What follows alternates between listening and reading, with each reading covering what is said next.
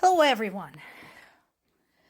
The big story being circulated all around the news sources today is the capture of two North Korean soldiers by Ukrainian military. So this is the continuation of the story I talked about either yesterday or the day before.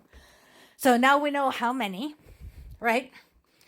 And now we have a confirmation from multiple sources. It's been confirmed that these North Korean soldiers were captured by Ukrainian military in Russia's Kursk region and transferred to Ukraine and are now being interrogated by SBU, basically Ukraine's secret service, the domestic intelligence. And why is this remarkable? First of all, as we mentioned before, it's been difficult to take any of them alive because Russians and North Koreans finish off their wounded who cannot walk off the battlefield on their own because they want to conceal as much information as possible about how many casualties there are and who is actually fighting there. So that's why this is important.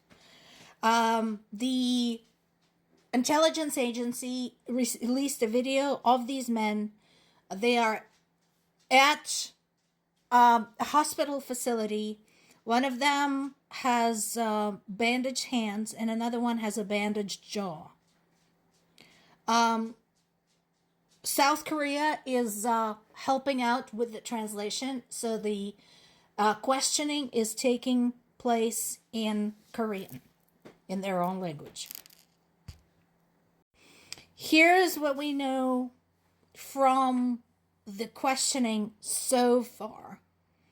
The soldiers are confirming that North Korean troops in Ukraine have been sustaining heavy losses. Another interesting thing that they have shared is that they were not told that they would be going into battle. They were told that they were going to Russia for military training. Nothing was said about actually live, war action. Now, Associated Press published this article, and I have to once again question the headline. So they're saying that North Koreans are gaining military experience. Sweetie, it's very hard to gain any experience if you can't keep it because you're dead. So far, what North Koreans are gaining as the result of this collaboration is body bags.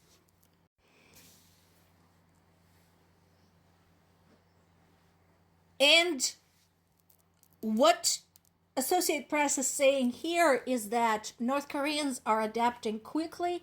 That actually contradicts the testimony both of the Ukrainian military and the Russian military, because both said that due to their lack of military experience, tactical training, and their understanding of the modern warfare, they were actually mostly just underfoot, and that continues to be the case.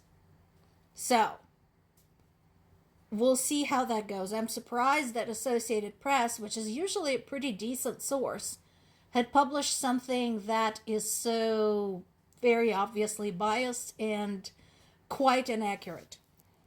Next, so while I mentioned before that sanctions by themselves don't do much, specifically when it comes to Putin's, personally, his determination to continue with this war.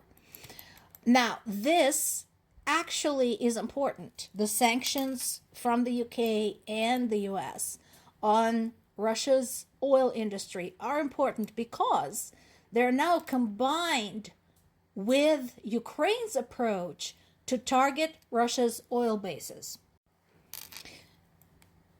So while the sanctions are taking place, we still have, for example, a major fire raging at the oil depot in the city of Engels, which is kind of funny because Russian news sources are describing it as a controlled burn.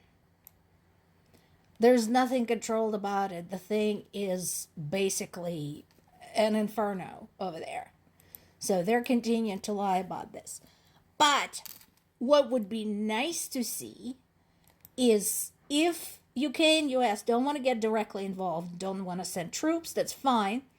But keep helping us out with the drones. Keep helping us out with the drone training, particularly the precision long distance drone training, which enables Ukrainian military to go after these long distance targets and inflict direct damage on Russian economy.